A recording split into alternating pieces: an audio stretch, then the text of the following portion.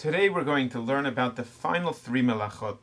These three are unique in that they are not necessarily related to any of the steps we spoke about before of creating our basic human necessities, food, clothing, and shelter, from God's beautiful creation.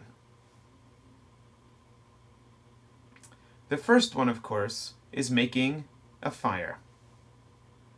As we know, we're not allowed to make any fire on Shabbat, and that includes all sorts of things that are related to making a fire, including making a fire larger, adding fuel to the fire, anything of this sort. Now, even if you're not planning on making a fire anytime soon, you may want to consider that there are things that are similar to making a fire that are also prohibited on Shabbat. For example, driving this beautiful sports car. One of the many problems with driving a car on Shabbat is putting your foot on the gas pedal. As you put your foot on the gas pedal, you send more gas, more fuel into the fire that's in the engine that makes this beauty run nice and fast. In addition, one other modern application of this melacha would be the incandescent light bulb. A regular light bulb uses heat in order to create light, and by flicking on a light switch, you're actually, essentially, creating a fire.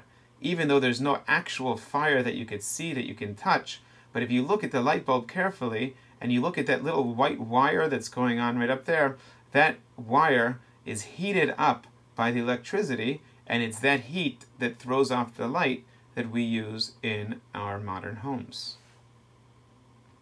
The second melacha is very much related to the first. It's just the opposite. And that, of course, is extinguishing a fire. Anything that we do that makes a fire smaller would be considered extinguishing a fire. And obviously that is prohibited on Shabbat. Now it's very important to remember that if there is an emergency, and especially an emergency in which somebody will be hurt or killed, it is important to call 911.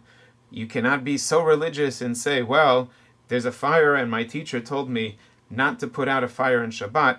If somebody's going to be hurt or killed, it's obvious that you must do the mitzvah, and that mitzvah would be to call 911 and do whatever you can to put out on Shabbat. If, however, you could imagine a situation where there would be a fire and the only loss would be material loss, for example, your whole house burns down. That would be a crazy example, but it actually happened to me, not on Shabbat. If your whole house were to burn down, but nobody would be hurt, then you're not allowed to do anything on Shabbat in order to save your property. What you are allowed to do and what you must do under all circumstances is to save human life. So please, if there is a fire, make sure to call 911. Finally, the most complicated of all of the melachot, the one that's most difficult to understand why it's a melacha, is what we refer to as carrying.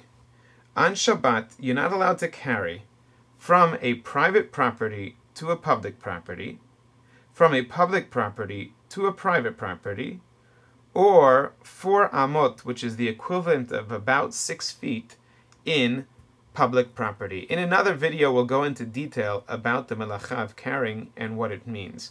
But for now, let's just say that you're not allowed to carry on Shabbat. Now, it's interesting, if you look at these two pictures, I marked carrying a piano being a problem, and there's other problems with carrying a piano as well.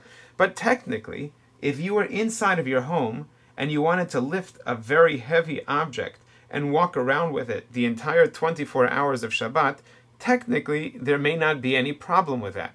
But carrying this simple little feather outside of your home on Shabbat, that would be going against the laws of Shabbat. As I told you, carrying is a very complicated melacha, and we'll have to dedicate a whole video at another day to explain the laws of carrying on Shabbat. To wrap up all 39 melachot, we said that the 39 melachot are not actually work, but instead they are creative processes. We said there are 13 steps of creating woven clothing. There are 11 steps of creating food. There are 7 steps of creating leather clothing. There are 5 steps of creating shelter. And there are 3 additional melachot which we discussed in this video. In addition, there were certain big ideas that we discussed.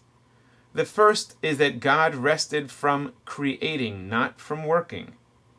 Therefore, we rest from creating, not from working.